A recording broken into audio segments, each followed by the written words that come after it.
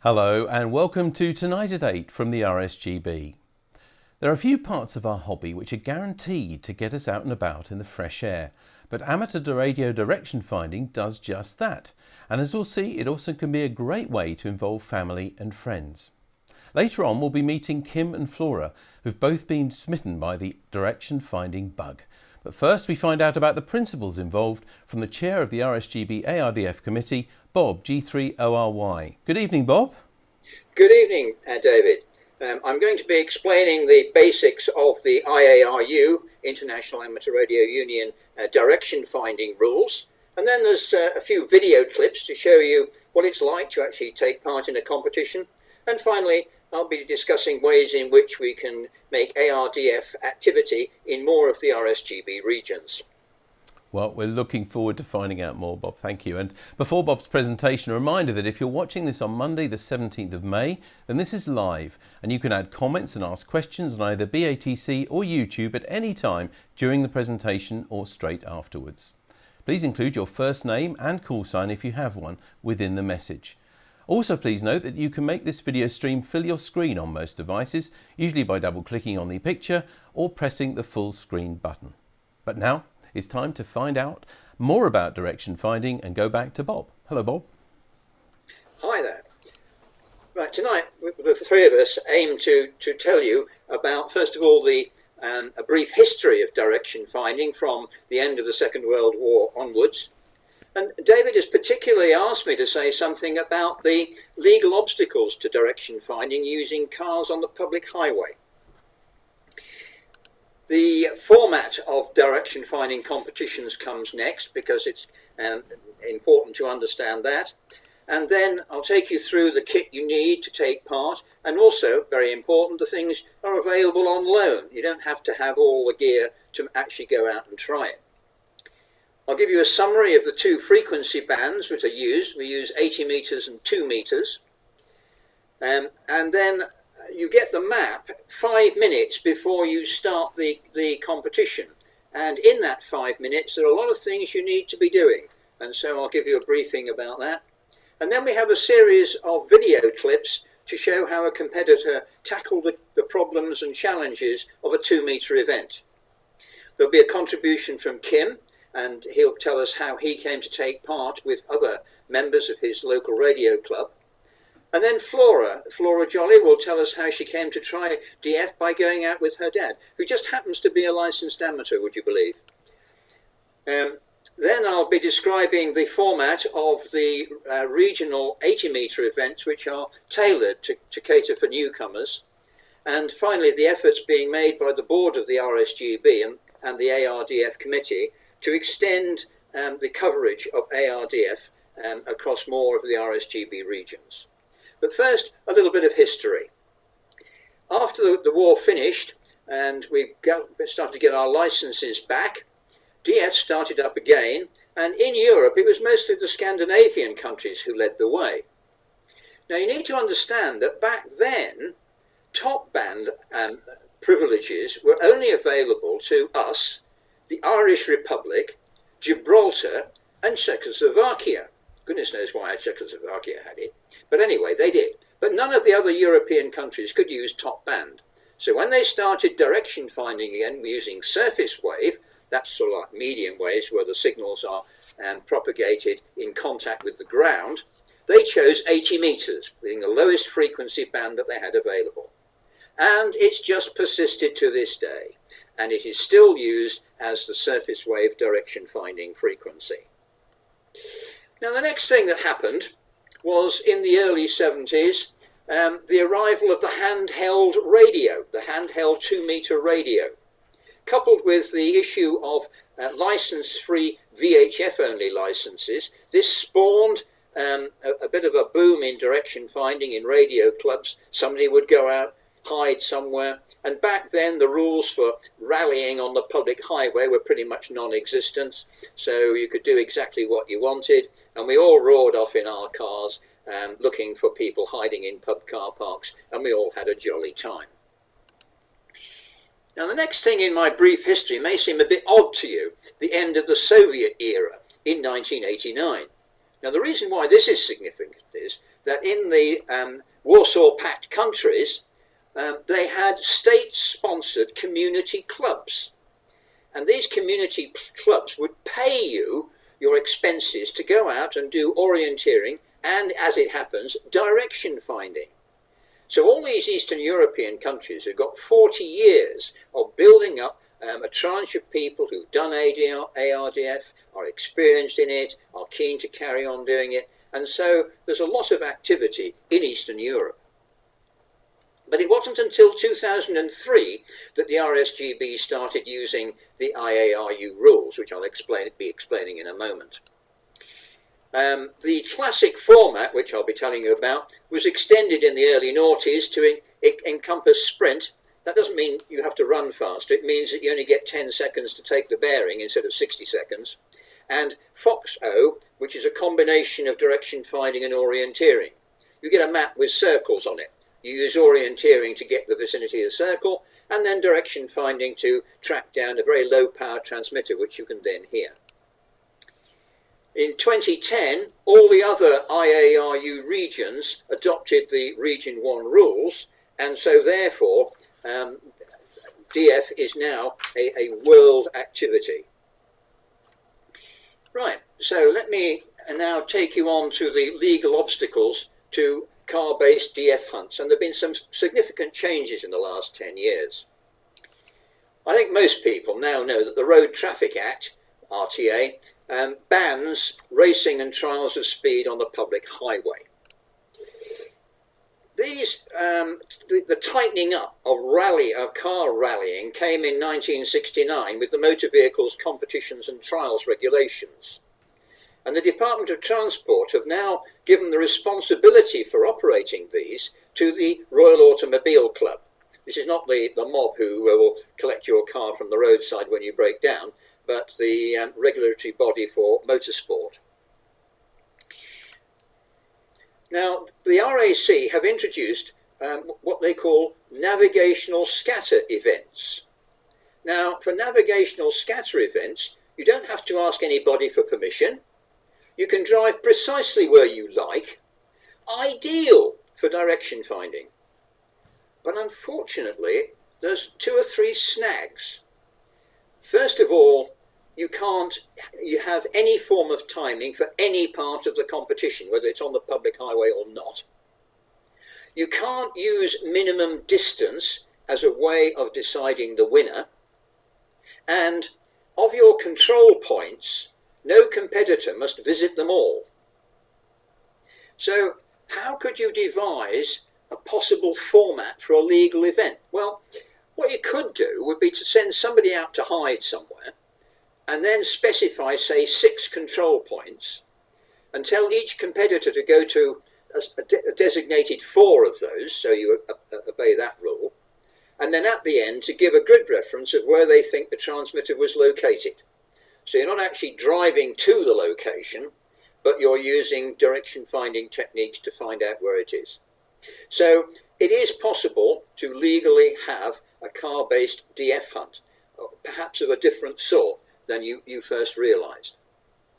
But I'm afraid there's another elephant in the room here, and that's called third-party motor insurance cover.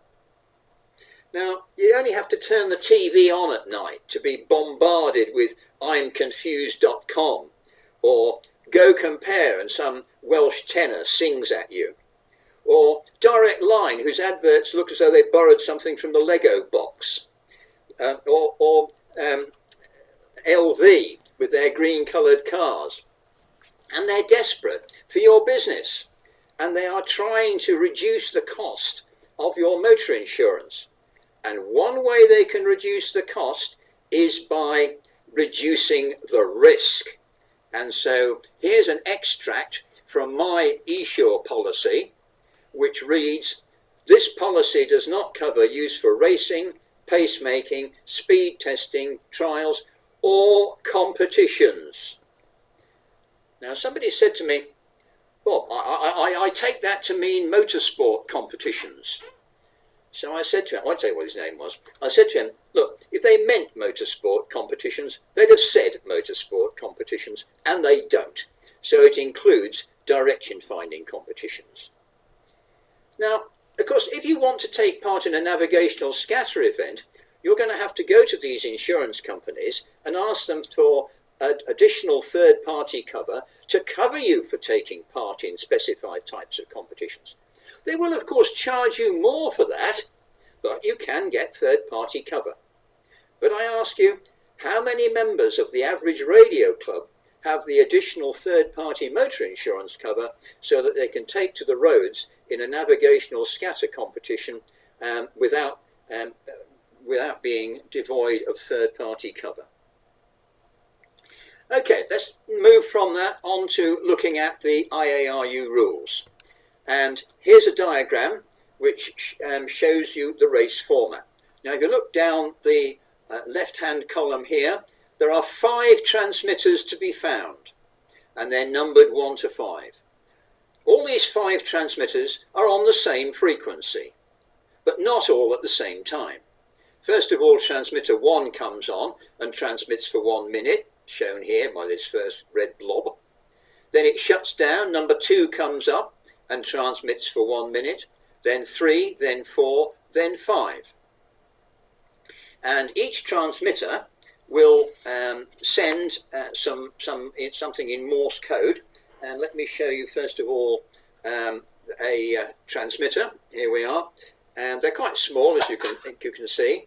And inside the box there is a dip switch and a PIC processor, and you can set the dip switches to give you the identity of the transmitter.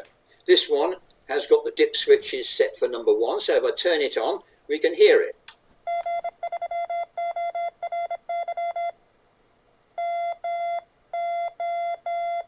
One dot. So that shows it's transmitter number 1. Let me just change it to something else. Let's do number 4, if I can get the dip switches checked. Yeah, there we go. So now I've told it to be number 4.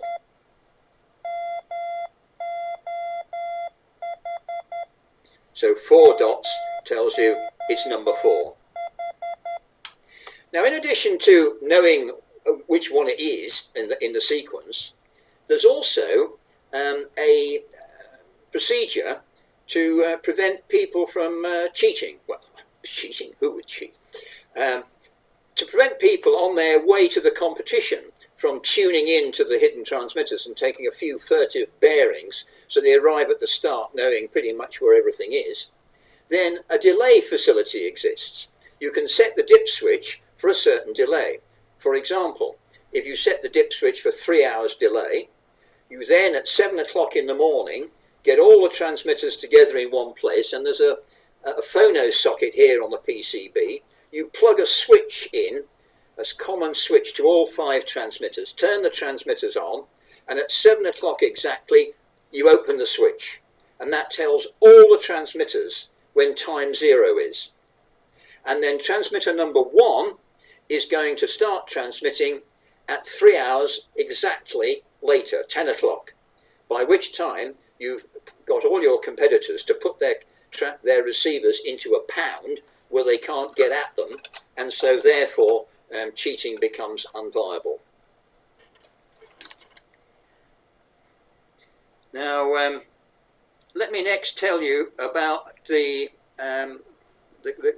comparison between the 2 frequency bands that we use, 80 meters and 2 meters. 80 meters uses surface wave, and it's like using the ferrite rod on the medium wave radio you've got on the windowsill in the kitchen, or which granny had on the windowsill in the kitchen. When you rotate the ferrite rod around, there's always a point where if the ferrite rod is pointing directly at the transmitter, you get a reduction in the signal strength, and this is called a null. And those nulls are very sharp, and so the bearings you get are pretty accurate. As long as you keep away from metal fences and power lines, you'll get good results. But the sensing of the ferrite rod is bidirectional, and there's a procedure which you'll learn about if you come to an event for resolving that 180-degree ambiguity. It's the best band to get started with because surface wave propagation gives such dependable results. The other band that's used is 2 meters, And here space wave propagation is involved. The signal no longer follows the interface between the ground and the air.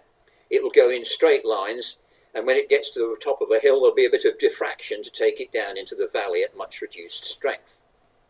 The bearings that you get are affected by screening and particularly by reflections, particularly in contoured areas where nearby hills can give you a very false idea of the direction of the transmitter. The direction of arrival of the signal, in other words, is no longer necessarily the direction to the transmitter. However, the best place to take bearings are the tops of hills, as you might expect. The sensing of direction is intuitive because, as you'll see in the video, the competitor is waving an aerial around and sensing the best direction. So it's a much bigger challenge to assess the effects of all these reflections, and so perhaps somebody with a bigger brain has a better chance of winning. Let me just now tell you about what you need in an ARDF receiver. Obviously, you need something with tuning range, filtering and sensitivity. That goes really without saying. But for best results, what you need is an AM receiver with no AGC. Remember, you're sensing the direction of the transmitters by observing when they're strongest. You're observing the changes in signal strength. FM receivers have a limiter to improve the signal-to-noise ratio. And these limiters, of course, will also have an effect on the strength of the signals. And yes, FM receivers can be used successfully for direction finding, but an AM receiver with no AGC is always better. The other thing you need is excellent gain control, because you want to be able to sense the variation in signal strength 4 kilometers away, and then when you get 40 meters away from the transmitter and the signal is pounding in because you're so close, you don't want the receiver going into not quite meltdown, but just becoming completely unusable. It just gets load of signal wherever you point it. You still want its directivity to be apparent. Right, now the next thing that's necessary is to prove that you've been to each of the transmitters. And there are 3 ways in which you can show that you've actually been there. Now at the transmitter, you're going to come across something like this. A bit of a pole, a marker of some kind, so that, you know, it's not hunt the thimble this. If you get within visibility of the transmitter, you're not expected to pick the transmitter up, you pick the marker up. And this one's got an electronic timing box on the top by Sport Ident. Now the competitor carries what we call a dibber. Here's my dibber, and I have mine on my index finger. And this is the box for transmitter number 3. And if I insert my dibber into the box, it lights to say, yes, I've registered that. And what's happened is that the box has written to the dibber its identity, transmitter number 3, and the time. So therefore, I'm carrying back to the finish the information about which transmitters I visited and what time I got to them. Now that's really for the national competitions, and international competition is universally used. But for regional competitions, it's more usual to come across a different method, and that is the use of the needle punch. This is a simple punch which is hanging beneath the marker, and you'll have been given a control card with boxes for each transmitter on it, and you take the needle punch, and if it's transmitter number 3, you will punch the card in the box for number 3. And the needle punch might be a square, might be a triangle, a circle. This one's actually the letter F.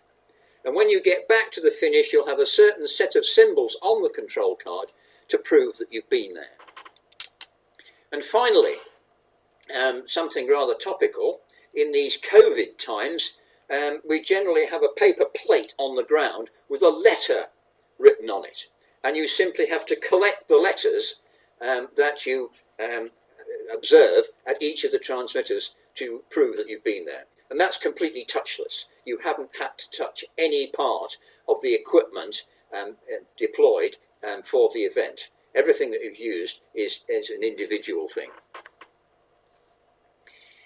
Now, having proved that you've been there, let me, while I'm showing you a few things, tell you about the other things you need to take. If you're coming along fresh to the sport, you'll be borrowing a receiver. And it's normal to ask the organiser beforehand to save one for you. There's only about 10 of them available at each event, and we don't want to run out by offering them more receivers to people than we've actually got to lend. So just let us know you want one, and we won't put one on one side for you. But bring your own headphones.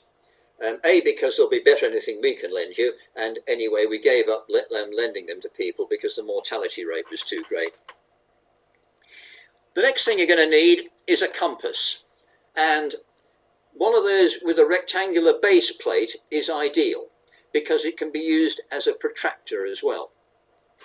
Now, there's not time in this presentation to tell you how to take a bearing and plot it onto a map, but there are plenty of people who do know who can tell you, but many of you will know anyway. And you'll see in the second video me doing that at transmitter number 2 of actually taking the bearing, setting the compass, and then being able to plot that onto the map. Now, having mentioned the map, you're going to need some sort of lightweight board to put the map on.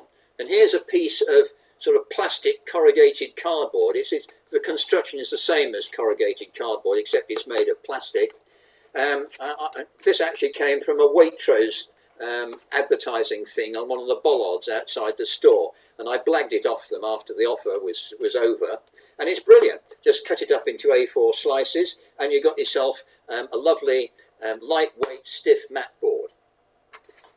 If it's wet, you can bring one of those plastic folder, A4 plastic folder things to put over your mat when you've stuck it onto the board with the plastic tape, which I've stuck on the side there. And you'll need a pen in order to write on the plastic, so you'll need a spirit-based pen, a fine tip, not super fine, fine tip. Use red, because red isn't used in the map printing and so always stands out. And I have my pen on a bit of string and a safety pin, and I pin it to my clothing. It's one less thing to have stuffed into a pocket. There's 2 more things which are useful. A whistle, in case disaster strikes and you need to you twist an ankle or something and need to call for help. And finally, for use in the bigger competitions, the rules say that there will be no transmitters within 400 metres of each other. In other words, at least 400 metres between transmitters. And in this country, we normally adopt there'll be no transmitters within 400 metres of the start. So if you're doing a national competition, you'll want to draw this exclusion circle onto your map. And therefore, this stencil of this type is quite useful. This is the centre point where you put that over the start. And then for a 1 in 10,000 map, the distance from the point thing here to the edge of the circle is exactly 4 centimetres, which is 400 metres on a 10,000 map. And you'll see that in the video in a moment. Right, so that explains the things you need to take. Now let's just go back to the slides, and I'll just show you the typical sequence which you'll experience at a competition. And you rock up there, register and pay. If you're asked to borrow a loan receiver, then you can collect that. No cost, but if you lose it, we expect you to pay for it. Nobody's lost one yet, by the way. Now, if you've done it before, you get your name on the start list, and you do not get your map at this stage. And then, at the start minus 5 minutes, you collect your map, and you've got a crucial 5 minutes. And the first video will show you something about that. And if you're a newcomer, we let you take bearings on all 5 transmitters. We give you the map straight away. before you start, you can take bearings on all 5 transmitters and plot them on your map. There'll be a mentor there to help you deal with how to sort out the ambiguity of 80-metre receivers, and also to look at your plotted bearings and say, they look great, you're good to go, or I think you ought to have another go at number 3, or whatever the answer is. And so by the time you start as a newcomer, you will already have plotted 5 good bearings onto that map. And then you get a time on the start time, and off you go. You will get this 5 minutes also, which this first video is now going to show you. Right, we're now out in the terrain, and I've just been given my map. So it doesn't blow away. I've already attached it to the map board using those bits of grey tape I showed you earlier. First of all, I need to use the stencil to mark in the region in which no transmitters are located.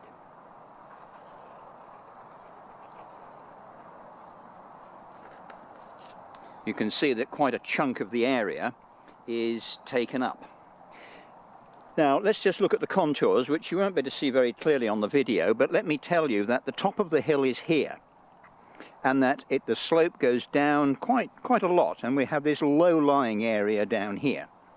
This part here isn't being used today. Now my assessment of this at the start is that anything over here is going to be trapped between the edge of the exclusion circle and the edge of the map. It's likely, therefore, that the planner will want to put a couple of transmitters down in this low part, and then this long tongue of land also offers opportunities for him. And so we might find, say, 3 transmitters down here, 2 transmitters there, and once I'm allowed to turn on my receiver, I can start taking bearings to try and find out and get some idea of where the transmitters are located. Okay, can I just summarise the things that came out of that? I was effectively doing 3 things there. One was looking for a location to start taking the bearings, and with the top of the hill being pretty much due north from the start, that was clearly in my mind as a good place to go for. And from that top of the hill side, and you look for somewhere you can get to within 5 minutes. Don't spend more than 5 minutes trying to find a good place. So I head for the top of the hill. Secondly, I worked out the contours and got my head around the topography of the land. And then finally I was using trying to pretend I was the planner and coming up with the conclusion there were likely to be 3 transmitters down the slope to the east, and a couple of transmitters in that bit that goes up to the northwest. So having learnt those lessons, let's move on now to the second video. And there's quite a few things in this one. It shows the first 2 minutes of the competition, and you start at the time that transmitter number 1 starts transmitting. The competitors start at 5-minute intervals, you see, and everybody starts when transmitter 1 first transmits. So the video opens, transmitter 1 has just started, I've just started moving, and I'll explain in more detail when you've seen the video what was going on. So here we go. Plug in the phones, see what we get. Swing the aerial round.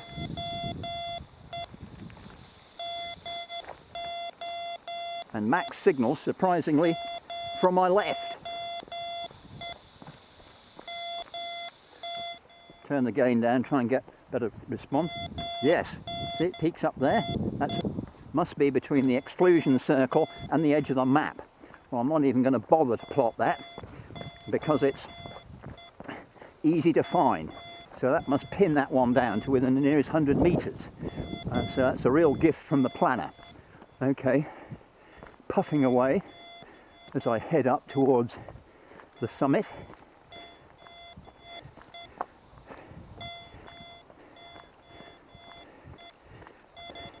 Okay, that's transmitter 1 finishing. transmitter 2 now starting up.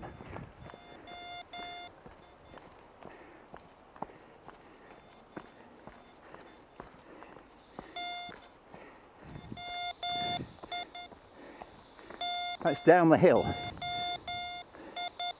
In fact,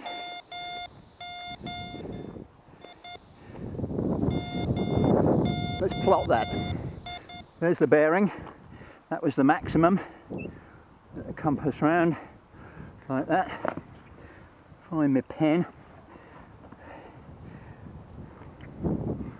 I'm just about there. So that's number 2 down there. Right, carry on towards the top of the hill.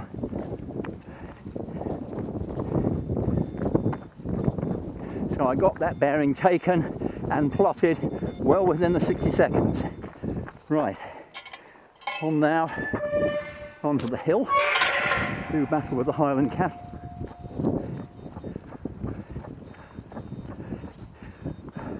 Right, so I'll go up to the hill and take some more bearings of the other transmitters. Okay, now that was quite a confusing video, and so let me just explain in a bit more detail what was going on. First of all, there was that manic swinging of the aerial in all directions. It looked completely random and uncontrolled, but it wasn't. Now, as I left the start here, heading up the road in this direction, just draw a little line, show up the road there, I said that I thought there was a signal coming in from the left. Now, it's one thing to say I think there's a strong signal coming into the left, but what I wasn't sure about was, is that a transmitter to the left, or is there a stronger transmitter over here to the right, even stronger? And what I'm actually listening to when I point the aerial to the left is getting the real transmitter off the back of the beam. So I swing the aerial all the way around to make sure that the loudest signal is coming in from the left. So let me just plot where that was going to be. I got it to the left. So therefore the bearing, which I didn't bother to plot, was going to be like that. And let's just call that transmitter number 1. Now, my comments about, well, it's between the edge of the exclusion circle and the edge of the map, that's why it was such a giveaway, because it can only be in this tiny area, no more than 100 metres by 100 metres down here. So what a gift from the planner that was. The other thing which you might have noticed at that point was that I turned the gain down. And that's crucially important, because when the gain was high, the human ear brain doesn't respond to changes of amplitude very well. And on the video, you may not have noticed, but when I turned the gain down, it became much clearer that there was a peak in the signal, whereas prior to that, that wasn't quite so obvious. Anyway, having done that, I then trundled on up, tottered up the road here to the top of the path there, and I then set to and took another bearing. And you might have noticed that as I swung the aerial from side to side, I sensed when the signal began to fall off to the right, and I sensed when the signal began to fall off by the same amount to the left, and then picked the midpoint of that as the bearing that I was going to take. And it's that checking one side, checking the other side, choosing the middle, which is the key to getting the bearings on 2 meters. And I then can plot that bearing like that, and that is my bearing down to transmitter number 2. And this here is an out of bounds area, and number 2 will be down there. Let's see if I can draw a little 2 here. I'm hopeless at this. Right, that's supposed to be a 2, by the way. Okay, I then went on to the top of the hill. This wasn't shown on the video, and I got to the top of the hill, and I then took bearings on 3 and 4, and perhaps no surprises really, but the bearings on 3 and 4 were pretty much the same, like that. And I also got a bearing on transmitter number 5, and that bearing came in pretty much like this over there. And so I've now got after one sequence. It might take you 2 sequences. You're lucky if you can do it in one, because getting all those bearings plotted in 60 seconds each, I don't often manage, to be honest with you. I usually go into the second cycle to get them all. But anyway, you end up with that picture, and you can now come up with your game plan. And my game plan, seeing that, the prediction I made whilst waiting for the start that there'd be 3 transmitters down here in the lower part, was wrong. There's only 2 and 5. I've then got 2 other transmitters over here. One of them could be in this forest road comes up here round the edge of the hill. So this is much lower down. One could be on the hillside here in the bracken. The other one is bound to be further down. They might both be further down. On the scale here, you can see that 400 metres from there to there, and you can judge that, and you can see there are a number of options for putting 3 and 4 in there. I then try and cross these fields if I could find gaps in the hedges, so to come in back into the wooded area here, come up this path, get 1 here, and then cut through to the finish. That's my game plan. That's how I'm going to do it. The only other thing I need to sort out is where am I going to go for the second transmission I'm going to take. I'm going to go for 2. Where am I going to go to try and listen to the next transmission to 2? The place I've chosen is down here, because if I run past it, I can run back. The outer bounds area is there, so it won't be in that. If I haven't gone far enough, I can carry on down the path. Or if it's somewhere across in this lower area, I can take this track northwards. So the next bit of video is going to start here at this track junction here. So let's watch the next bit of video, and then when we come back, I'll explain what was going on there.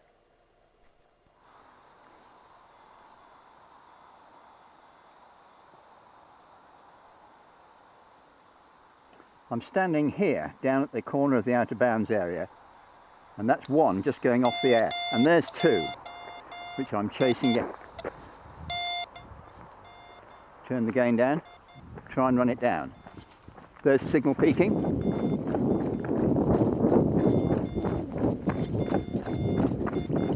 Follow the bearing.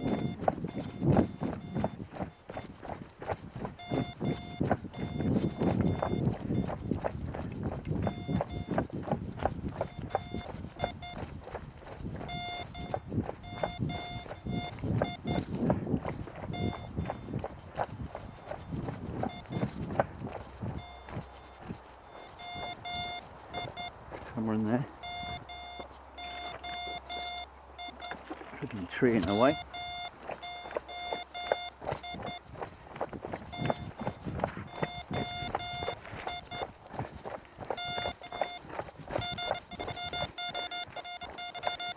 Goes off, right. Keep going. Ah, there it is. Great, great. Not easy to find, but just managed to run it down in the time. I would have kept going on that last bearing if I hadn't seen it, in the hope that I might spot it. Okay, here we are. Punch that and away to the next one. Okay, get out of here, and I'll just stop for a moment, take time out and explain what I'm doing next. So I want to get out of there if I can. Right, here we are. Right, now I'm taking time out. So I was standing here at the start of the video at that track junction, and when number 2 fired up, I opted to go up this track here northwards, and then I became aware that the transmitter was off to my right somewhere, and I went in somewhere like that, and transmitter number 2 was about there, and I got it, as you saw.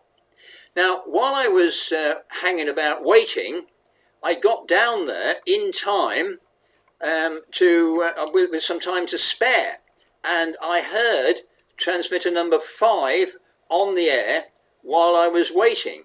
So was waiting, I took a bearing on 5 and got a bearing like that. Now you'll remember that I got a bearing on 5 from the top of the hill. And so at this stage, having, whoops, hang on a minute, get this to work. It was Flora's dad put me onto this way of doing things, called snip and sketch. Right, so there's the bearing I got from the top of the hill. And so I've got to, I think 5 is about here. So what I did, I came out of 2 to this track, came up here, the green bits are a bit grotty, came up this, up the path there. And then when the next bit of video starts, I'm standing about there, that's there, expecting number 5 to come up to my left. So let's see the next set of video and see what happened.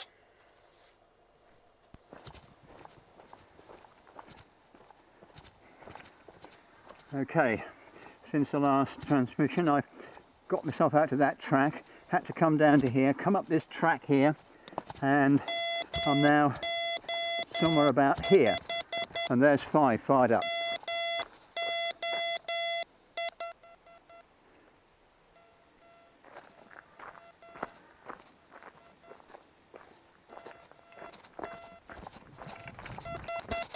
Yep. Peaked up, it's over there. See how I move about, take the bearing.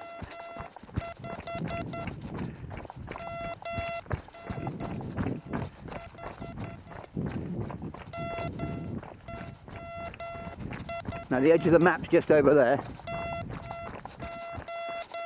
Somewhere by that yew tree. Yeah, see how it peaks up? Keep swinging the aerial. Yeah, dodge the grot.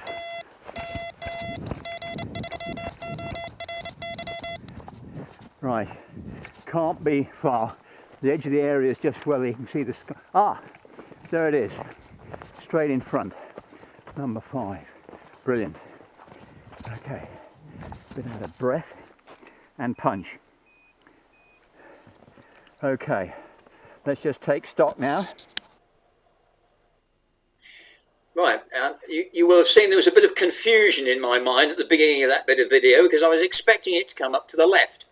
And I moved forwards and it obviously wasn't from the left and got onto this track, started running around this track and then sort of curved into it with the edge of the wood, which I kept blathering about, being there, and that was coming up. And I was waving the aerial from side to side all the time in order to sense the direction of the peak. And you can only sense the direction of the peak when you feel the signal dropping away to the left and then dropping away to the right. Now, having shown you how to find the first 2 transmitters, I'll just summarise the rest of the competition. From there, I came out onto this forest road, followed the forest road up beside the boundary wall, skirted the high part of the hill, went down, got 3 and 4, came back, crossed the fields into 1 and into the finish in order to complete the competition. Now, that's the sharp end, if you like, of direction finding. But it's not all about lycra and running, folks. You can get a great deal of pleasure in direction finding by taking a rather different approach to it all. I'd like to introduce Kim, who will now tell us about how he got into direction finding and how he enjoys it and what he likes to go out and do. Kim. Hello, Kim Taylor, M0KNV. A mere slip of a lad at 66 years old, but only 4.5 years in the hobby. Bob's asked me to say a few words on ARDF from a newbie's point of view, which I'm delighted to do. Now, I'm interested in all aspects of amateur radio. I'm active on lots of bands, including contesting, as well as being a volunteer at the National Radio Centre at Bletchley Park. I'm a member of our excellent local radio club, the Rugby Amateur Transmitting Society, the RATS, and one of the members there, Jeff, G3TQF, who's always trying to nudge us into new activities, God bless you, Jeff, encouraged me to have a go at ARDF a couple of years ago. I managed to persuade my friend Pete, 2E0P and Z, to come along as well. On the first occasion, we arrived at the site where we were greeted by Bob, David and some of the others. We were given a full briefing and shown exactly what to do. Everything was provided, apart from a clipboard, a compass and a pen. They had everything else, the receivers, the maps, everything. We were then given extra time to hear the beacons run through their cycle in order to plot the initial bearings. The lads were kind enough to check our bearings to make sure we weren't going to head off in the wrong direction initially, although that might have been good fun for them. We then set off to find our beacons into the woods and clip our record cards to prove we were there. Now obviously there is a target time to do this within. We failed to get it done within the time and decided that we just wanted to concentrate on being able to find the hidden transmitters in the woods. We walk, by the way. We don't run. We were absolutely hooked after the first go, and we've been back a good few times now. And finally, there's no pressure to wear lycra, you'll be pleased to hear. I'm in my mid-60s and I'm clearly no racing snake, so you don't have to be athletic to do it. It's great fun, out in the fresh air, a bit of exercise, but playing radio in a different way. There's only 4 in our club that are particularly interested in the ARDF. Adrian, M1AQX, having joined us more recently. So the regional events that Bob runs are absolutely ideal. Our XYLs even ended up coming along after we enthused about how much fun it was. So they came along too, and they were hooked also. So I can just say to you, give it a go. It's great fun. You'll be given all the help and guidance that you need, and why not give it a go? The only downside is that you can end up getting so hooked you treat yourself to a really expensive posh receiver. Okay, best 7-3, give it a go. Kim Taylor, M0KMV. Thank you very much, Kim. Now, the other person who's with us tonight is Flora Jolly, and she's going to tell us how she got involved and her reactions and experiences of direction finding. Flora. Hi, my name is Flora, I'm 14 and I'm from Lincolnshire. A couple of years ago I tried ARDF for the first time. My dad asked me if I wanted to go, and he'd done some before in the past, and I had done some orienteering, so I decided to give it a go. At first, when it was explained to me, it sounded really complicated and I wasn't really sure what I was supposed to do. But when I got there and tried it, it was actually much easier than I thought it would be. We were given a headset and a receiver and also a map, and we had a compass, and we would listen to the beeps from the transmitter and draw a line on our map in the direction that it was coming from, and then we'd move to a different place and draw another line, and eventually they would all cross, and that point that they crossed at was where the transmitter was, so we just had to run and find it. We were out for about 2 hours trying to find all of them. It seems like a really long time, but when you're actually there, it doesn't feel like 2 hours. It goes by quite quickly, and you don't have to find all of them if you don't want to. Hopefully I can get better in the future so I can go without my dad, by myself. It's quite fun because it's like a puzzle that you have to try work out. When I've done orienteering, that's following a set course, but in this you make up your own course to try find them. And I would recommend it to other people because you get to spend time running outside, but you don't have to run. You can just walk it if you don't want to run. And often we get ice cream at the end, which is nice. Right, thank you very much, Flora. Both Kim and Flora are with us tonight to answer any questions which you have later on. But let me move on to talk about the 2 different types of events which exist, regional events and national events. The basic fundamental problem is that there are an insufficient number of people interested in direction finding in any one radio club. As Kim said, there's only 3 people or 3 or 4 people in his club who are interested, which really best makes it a once in a year club activity, but the rest of the time it's really a non-starter. And direction finding is best operated as a regional activity, so that the small number of people in each radio club can come together and have all the fun and enjoyment of doing direction finding within the region. Let me tell you about the difference between regional competitions and national competitions. What would you expect at a regional event? Well, we use 80 metres only at regional events because the bearings are so accurate.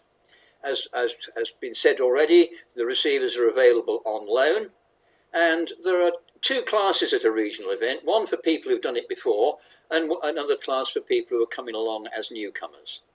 And the newcomers, as I said earlier, can take and plot the bearings on all 5 transmitters before they cross the start line, so they can go out with the confidence that they know how to take bearings and plot them. There's mentors on hand to look at these plots and tell you if they're okay, and also to show you how to use the receiver to resolve the ambiguity of 80 metres. The time limit which you've heard about, proof of finding, usually controlled hard and needle punch, and there's usually a small fee just to cover the cost of the maps and incidentals. Now at a national event, it is higher up the scale as you'd expect. The travelling distances will be much longer, very often by definition. Both the 2 metre band and the 80 metre band are used with 2 competitions on the day to make it worthwhile. You can borrow receivers again. No special arrangements for newcomers. And as you saw on the videos, you get the map 5 minutes before your start time. There's a time limit, of course. Usually there's a 2 metre competition with the classic format in the morning, and then a smaller 80 metre competition after lunch, perhaps a 5 transmitter sprint or a full 10 transmitter one, or a fox oaring. Proof of finding the transmitters, usually electronic punching. Sometimes these events are organised alongside an orienteering competition, in which case we'll be paying of the order of £6 or £7 per competitor to the orienteering club, and that this would have to be recovered from you as the fee that you pay to us. The orienteering club providing the maps, getting the permissions, paying any land access fees, and for the really nice areas, generally speaking, there's a significant land access fee to pay. So that tells you the type of competitions. Now, the coverage around the country with the types of event is very uneven. Some regions have got regular competitions, others do not. And the RSGB ARDF Committee and the board are trying to extend the coverage of these regional events in more regions of the RSGB. Here's what we've got at the moment. The map on the right shows you the RSGB regions. It's taken off the RSGB website. And regional events take place in the West Midlands, in Northern Ireland, they're starting this year, Greater London and the South East, and the East Midlands. And one of the things we're currently doing is trying to get more people to run events in the regions. Now, the RSGB board has provided us with some financial support from the Legacy Fund to build 2 kits of ARDF equipment, that's receivers and transmitters, which are intended to go out on loan to 2 regions where there is no activity on an extended 2 to 3 year loan, so that they can kickstart activity in their region. And the deal is a simple one. The offer is that you provide in your region 5 simple events each year, 1 a month from May to September, and you're loaned the kit for 2 to 3 years to get you started. And one of the purposes of tonight is to see if anybody will step forward to take up this offer. At the stands which we've had at the Hamfest and the convention, frequently we've met in England, people in regions 3 and 4, and from the southwest and East Anglia. And there is interest out there. It's just that it's so thin that it needs some sort of catalyst to bring people together. and it only requires 2 or 3 people to get together to run such a program. I think Northern Ireland have got 3 people doing it. One's particularly building some transmitters, and the other 2 guys are organising the event and finding the area and so on. Right, here are some events coming up in the near future for newcomers. Next Sunday at Hinckley, there's an event in Foss Meadows. On the 6th of June, there'll be one in the area of High Wycombe and Beaconsfield. On the 13th of June, there's an event in the West Midlands, adjacent to the M5 Junction 1. And finally, Northern Ireland have got their first event on the 19th of June. Now, you can get more information about direction finding from a number of sources. First of all, the web pages can be found at, sorry, this is a bit faint, www.rsgb.org. That's the RSGB web pages. Go to the main site and select On the Air, and you'll see the ARDF tab over on the right-hand side of the screen. There's a reflector at www.groups.io. You can sign up for the RSGB-ARDF group, and you'll find information there. There's the RSGB book on radio orienteering, and there you can see that on the screen, at the cover of that on the screen, and that is available from www.rsgbshop.org. And finally, there's, of course, me. And you can contact me, ardf.chairman@rsgb.org.uk. Now, to conclude, ARDF is a great radio-based hobby. It is huge fun, an outdoor activity for everybody. It was once called hide and seek for adults, and there's a lot of truth in that. But it's great fun, so why not come along and try it? Thank you, everybody, and the 3 of us will be delighted to try and ask any questions that you might have. Thank you. Well, thank you very much, Bob. A really concise and detailed look at ARDF and what it involves. And it's really good now to welcome Kim and Flora live as well as you, Bob. So let's have a look at everybody tonight. Hello. Hi. I think you'll need to, by the way, unmute both Kim and Flora before we ask some questions in a moment. But we'll go back to some questions now, and we'll come to you in a moment. So, firstly, from, let me have a look, James, G1FQX. He asks, re the question of third-party insurance for car-based events, has anyone considered buddying up with a local car club to do a joint DF/navigation event? UK car clubs have access to the relevant insurance and event permits, he said. Have you heard of that, Bob?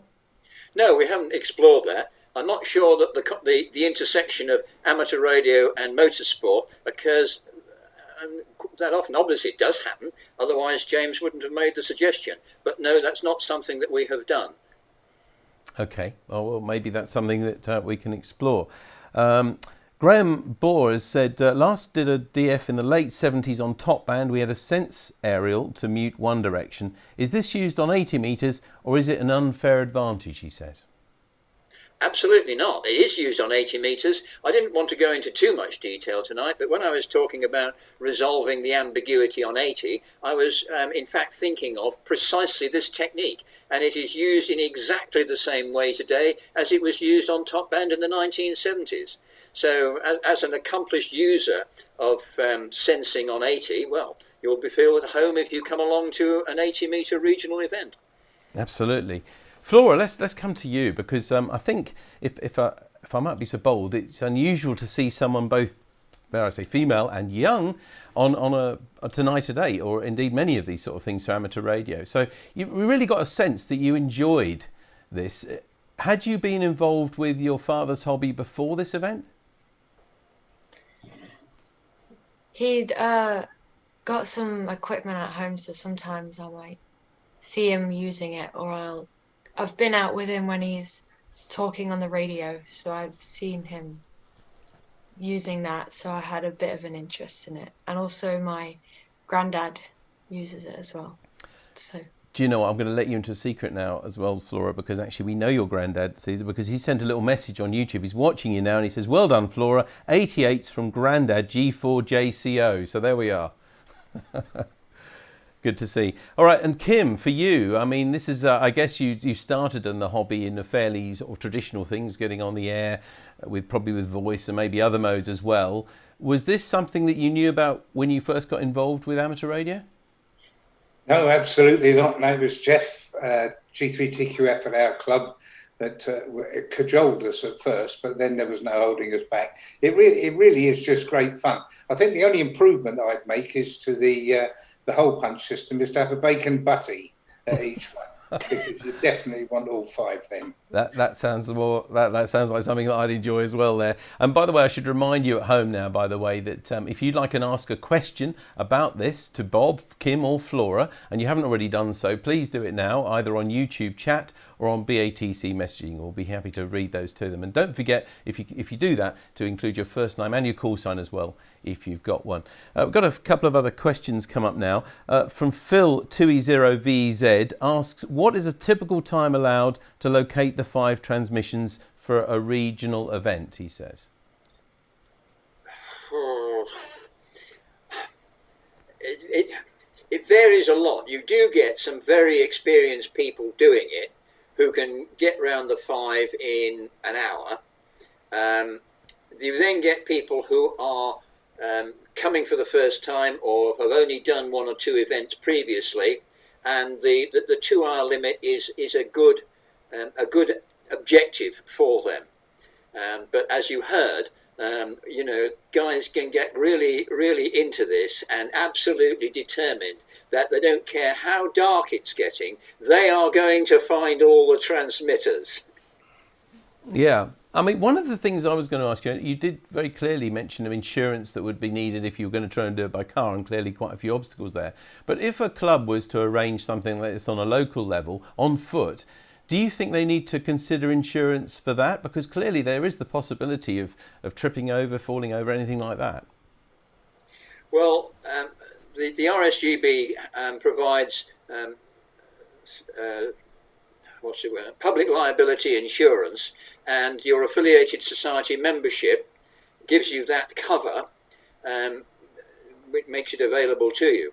If it's the members of the RSGB committee or the officers, there's a separate insurance policy for them, which gives the same sort of cover of public liability.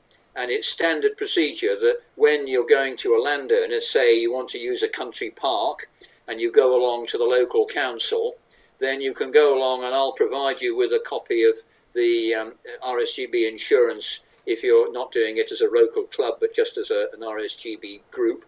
Then I'll send you a letter from the broker, a copy of a letter from the brokers certifying that the cover is in place.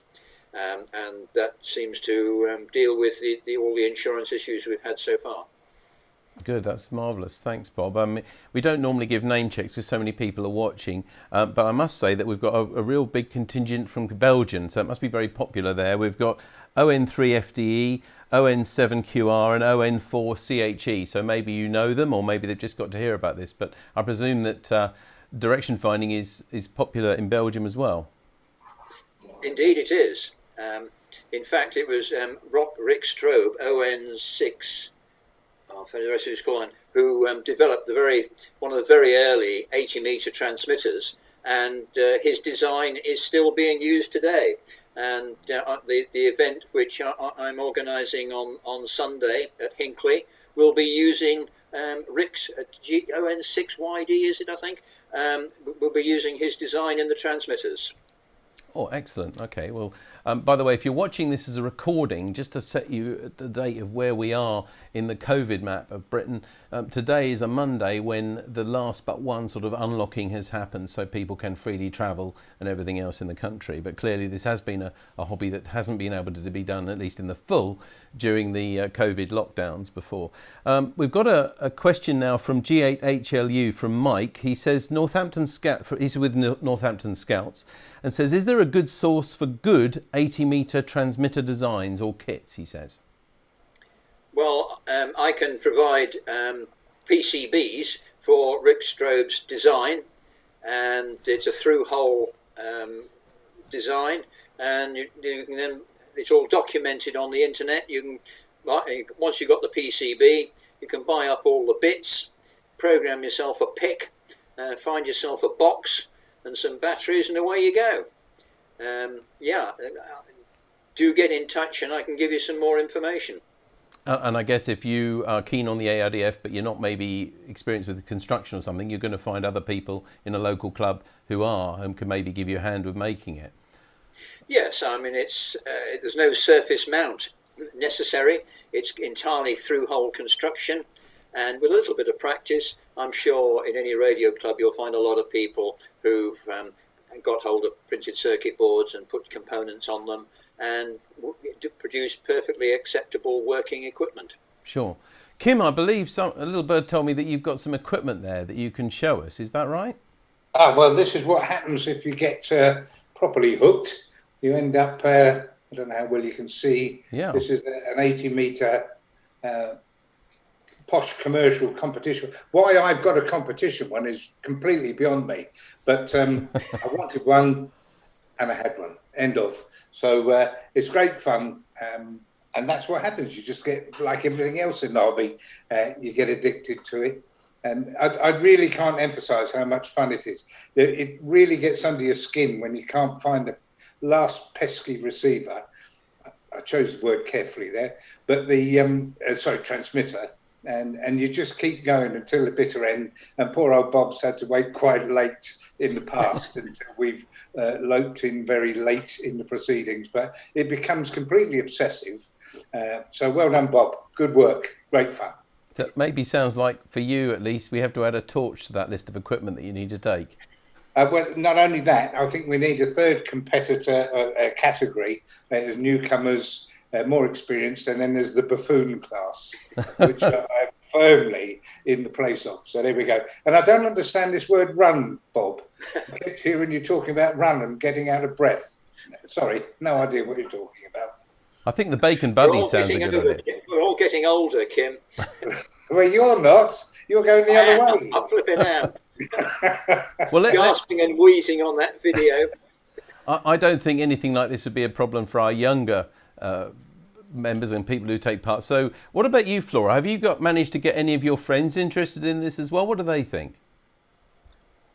Not yet, but I think hopefully maybe in the future I'll be able to take some of them out and let them try on some of it. But I've taken my sisters that have done some of it before as well. Good. And I mean, is this something that you really do enjoy, isn't it? It's not just something that you've come on here just to sort of impress everybody. I mean, this is a hobby that your dad assures us that it's something that you really enjoy doing. Yeah, definitely. Good. Okay. Graham has said he's just found a book that he got in Norway in 1975 called Scout Radio Orienteering by Nick LA5CH. It was a long time ago, but great fun taking part. Yeah, and age is not a restraint. It doesn't matter how old you are, you can still go out and enjoy it. So don't write yourself off. No, there's several people as well. Compliments to all of you, by the way, for your presentations tonight. John M says, thanks for getting me into the sport well over a decade ago. That was John M0OJM. I guess you know him. Indeed I do. Is it something, I guess, in these times when we've been used to being rather isolated and just talking to each other on the radio or using other modes maybe, but is this maybe something as well that's an ideal part of the hobby to sort of get out there and get to know people and sort of rebuild those friendships and things? Is it that sort of hobby? Yeah, it's a very interesting point actually, David. Seeing people face to face. Yes, talking to people on the radio is interesting, but outside of direction finding, it's only the convention and the Hamfest that people generally have, and the local club, that people have the opportunity to see each other face to face. And this is another, I do say to some of my other committee chairmen, that at least I see most of the participants, the active participants, face to face quite regularly. And that's not true of many committee chairmen. No, absolutely not. Well, you've been very inspiring tonight, all of you. We haven't got many other questions. If you have got a question, do please ask it very quickly now. We had someone comment now, ONL2108, ON6HI. Rick ON7YD designed the transmitters, he said. That's correct. That's the one I was trying to refer to when I was desperately trying to remember his call sign. And the transmitters which I'll be using next Sunday are Rick's design, ON7YD. It lives on today. It's got a life of its own. Another question from Neil, G3ORY. Can you explain why you initially had errors on TX5, transmitter 5? Why I had errors? Well, that's what he said, I think. Oh, I see. On the bearings. Why the problems? I guess what, so that we can learn from what was going wrong there. I think it's not so much an error, but merely that on 2 meters the range of results when it's done by hand. For example, you have to judge when the signal falls off by roughly equal amount. Now, are you actually when it's falling off to the left? Is it that exact same level that you judge it to be falling off to the right? And you then take those 2 points and then you have to bisect them by eye. That's not very accurate either. So, and then of course you've got multipath as a possibility that there's something reflecting the signal, and therefore you're not getting a signal from the true direction of the transmitter. The signal is reaching you from a different direction, and that's completely unpredictable. And you just have to accept on 2 meters that the results that you get are going to be only okay-ish. They're not as sharp as they are on 80 meters. But as you get closer, those errors become less significant, and of course you're able to find the hidden transmitter at the end. So like lots of things, I guess, practice is perfect. Indeed. Certainly practice makes you better. Yeah. Martin, G0GMB says, is there a younger age restriction? In other words, could I take an 8 or 10-year-old grandson on an event? Well, we have a family from Birmingham who do it, and their 2 boys, who I think are, I think the younger one is just started primary school, and the older one's been at primary school for a couple of years, so they must be 7 and 5. They go around with mum and dad, and the kids have great fun when they get close to the transmitter, as navigated by dad with the receiver. They're able to rush off and find the hidden transmitter and punch the box and so on. Okay. So, yes, kids of that age, providing they're accompanied by their parents, can do it and can have some fun doing it. I'm sure they'll have lots of fun.